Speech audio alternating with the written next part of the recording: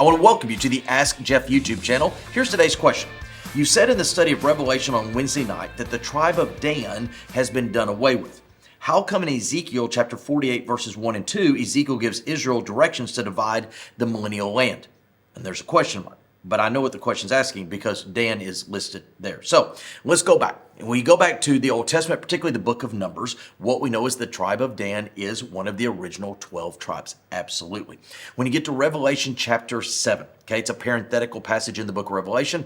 Dan is no longer there. He fell into apostasy. He is replaced. When you get into Ezekiel chapter 48, guess what? Dan shows up again. You're absolutely right. So the question is, how do we reconcile what I like to refer to as an apparent, keyword, contradiction? Well, it's all based on the time. So for example, we know you had 12 tribes. Dan falls into apostasy. He falls by the wayside. Okay. That's the Old Testament. No need for the tribes today because we're in the church age. When you get to Revelation chapter 7, it's a time period known as the Great Tribulation. Okay, this is a time period, according to the book of Daniel and Jeremiah, it's a 7-year time period where what we know is the tribes resurface, and there are 12,000 of each of them that make up the famous 144,000 witnesses. Now, why is that important? Because Dan is not listed in Revelation 7. When you go back to Ezekiel chapter 48, it returns to the original 12. And here's why. It's a restoration. This is that time period. Remember, the Lord has returned. He's established his millennial kingdom, and he has done as Isaiah 41 says. He's taken that which is crooked, he's made straight. That which is high, he's made low.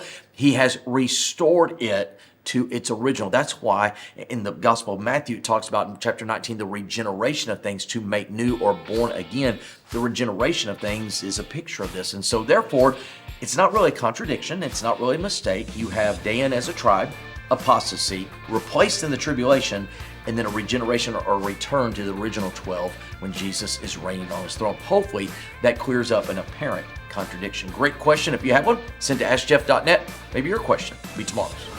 Thanks for being a part of today's daily question. Now, we answer a question each and every day. Please feel free to submit a new question at askjeff.net. We may not have gotten to yours today, but we eventually will continue to be a part of this. Subscribe so you don't miss out on a question every day.